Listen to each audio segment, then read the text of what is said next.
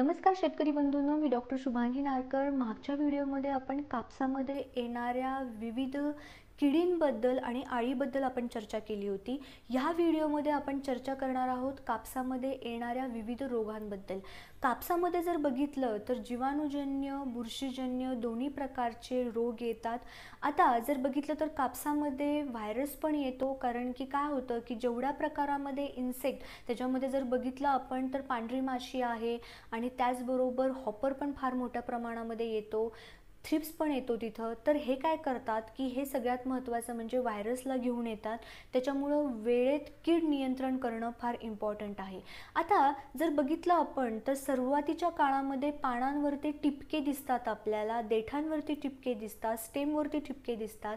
तर हे जे टिपके असतात हे टिपके म्हणजे वेगवेगळ्या प्रकारच्या बुरशीमुळे आणि वेगवेगळ्या प्रकारच्या जीवाणूंमुळे येणारे हे टिपके असतात, हे रोग असतात।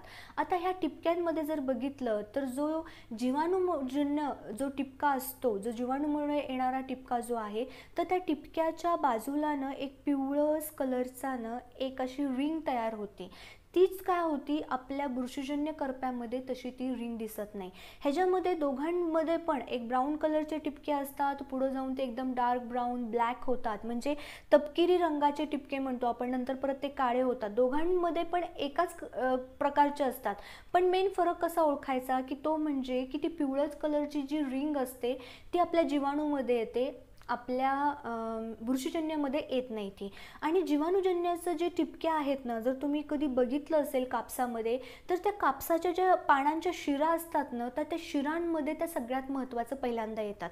आणि ते जर तुम्ही बुरशीजन्य रोग जर बघितलं ना, तर त्या पानांच्या शिरांमध्ये येत नाहीत। आता हे जे आपलं पान म्हटलं, हे पानांची शिर असेल तर इथं जीवाणुजन्य जो करपा आहे ना तो असा असा असा वाढायला लागतो। आणि जर बुरशीजन्य असेल तर ह्या पानांवरती कुठेही आपल्याला टिपके दिसायला लागतात। तर हा जो आहे, हा जो दोन मेन फरक आहे। आता हे बुरशीजन्य जो करपा आहे, हा जो बुरशीजन्य करपा कोलाटोट्रायकम, अल्टरनारिया, सर्कोस्पोरा अशा वेगवेगळ्या प्रकारच्या बुरशींमुळे येतो। आणि जर बघितलं तर विल्टिंग पण आहे, ती विल्टिंग पण कापसामध्ये फार मोठ्या प्रमाणामध्ये येते। ती जी आहे ती फ्युझेरियम आणि व्हर्टिसिलियम नावाच्या बुरशीमुळे जी आहे ती मर येते। आता मर जर एकदा आली तर मरीमध्ये सगळ्यांना माहिती आहे की मर आली की ती पटपट पटपट पटपट उभी आणि आडवी वाढत जाते आणि तिला कंट्रोल करणं फार अवघड होऊन जातं। मग अशा वेळेस आपण काय केलं पाहिजे, सगळ्यात महत्त्वाचं म्हणजे की आपण आपले बेसल डोस भरताना ह्या सगळ्या जीवाणुजन्य, बुरशीजन्य रोगांना प्रतिकार करणाऱ्या ज्या काही आपल्या शेतकऱ्यांच्या मित्र बुरशी आहेत आणि मित्र जीवाणू आहेत त्यांचा वापर केला पाहिजे। आता ह्याच्यामध्ये जे आहे आपण मायकोरायझा वापरला पाहिजे, ट्रायकोडर्मा वापरला पाहिजे, बॅसिलस वापरला पाहिजे, व्हर्टिसिलियम, त्याच्यानंतर मेटारायझियम, बिवेरिया अशा वेगवेगळ्या प्रकारचे जे मित्र बुरशी आणि जीवाणू आहे त्यांचा वापर केला पाहिजे। त्याचबरोबर phosphate solubilising bacteria, nitrogen solubilising bacteria, potassium solubilising bacteria ह्यांचा आपण बेसल डोसमध्ये वापर केला पाहिजे। त्याच्यामुळं आपल्याला पुढे जाऊन त्यांचे रिझल्ट खूप चांगले मिळतात, कारण की बेसल डोस आपण जेवढा स्ट्रॉंग करू ना तेवढं आपलं झाड पुढे जाऊन स्ट्रॉंग होणार आहे। त्याचबरोबर वेगवेगळ्या प्रकारचे बायोलॉजिकल्स जे मी तुम्हाला आत्ता सांगितले तेच बायोलॉजिकल फवारणीच्या स्वरूपामध्ये पण आपण देऊ शकतो। वेगवेगळ्या कंपन्यांचे हे बायोलॉजिकल्स जे प्रोडक्ट आहेत ते अवेलेबल आहेत, जे आपण फवारणीसाठी वापरू शकतो। बॅसिलसचे खूप छान रिझल्ट आहे, सुडोमोनासचे रिझल्ट खूप छान येतात, त्याचबरोबर ट्रायकोडर्माचे जे रिझल्ट आहेत ते पण खूप छान आहेत। तर ह्या सगळ्या वेगवेगळ्यांचं जे काही आपली बायोलॉजिकल्स जे आहेत, जे बायोकंट्रोल एजंट आहेत त्यांचा फवारणीसाठी, आणि त्याचबरोबर ज्या लोकांची कपाशी ड्रिपवरती नाही त्यांनी नोझल काढून डायरेक्टली पंपाद्वारे मुळीजवळ हे ड्रेंचिंग पण करा। हे जे रिझल्ट्स खूप चांगले आहेत आणि खूप चांगले मिळतात पण।